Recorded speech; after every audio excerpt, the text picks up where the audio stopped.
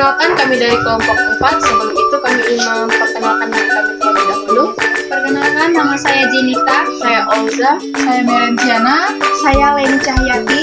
Saya Pradipya Kusanda Saputra. Saya Christian. Di sini kami membahas tentang pelindungan tanah. Selamat menyaksikan teman-teman. Tanpa kita sadari, ternyata tanah bisa mengalami kerusakan. Nah, kerusakan tersebut sebagai berikut. Mari kita simak. Nah, jadi yang pertama itu ada erosi tanah atau pengikisan. Ini adalah jenis kerusakan yang paling sering kita temui. Karena penyebabnya itu hujan deras, angin, atau hilangnya vegetasi pohon yang mengikat tanah. Terus dampaknya itu lapisan tanah atas yang subur hilang sehingga tanah menjadi gersang dan sulit di tanah. Nah, ini adalah contoh pengikisan tanah yang bisa kita lihat. Yang kedua, pencemaran tanah oleh limbah. Kerusakan akibat aktivitas manusia yang tidak bertanggung jawab, seperti limbah plastik. Sampah plastik yang tertimbun ribuan tahun menghalangi resapan air dan sirkulasi udara di dalam tanah. Yaitu contohnya seperti ini. Ketiga, ada pemadatan tanah terjadi karena penggunaan alat berat atau pembangunan beton yang masif. Dampaknya pori-pori tanah tertutup sehingga air tidak bisa meresap ke dalam tanah sehingga menyebabkan banjir dan akar tanaman sulit bernapas. Dan ini contoh penggunaan pemadatan tanah. Yang keempat adalah penurunan kesuburan atau degradasi nutrisi. Tanah kehilangan zat hara akibat penanaman jenis tanaman yang sama terus-menerus tanpa jeda atau biasa disebut dengan monokultur.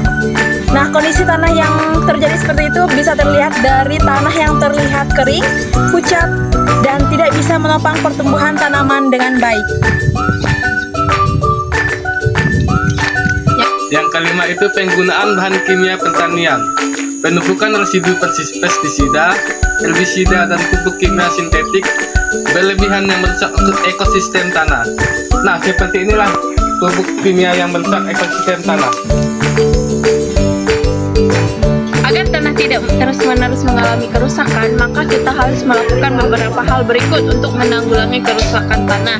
Nah, mari kita ikuti apa saja hal yang dapat kita lakukan untuk menanggulangi kerusakan tanah. Agar tanah tidak terus-menerus mengalami kerusakan, maka kita harus melakukan beberapa hal berikut untuk menanggulangi kerusakan tanah. Contohnya ini, pupuk organik dari TA. Nah, menanam pohon juga adalah salah satu contoh untuk menjaga ekosistem tanah. Nah, menanam pohon seperti berikut.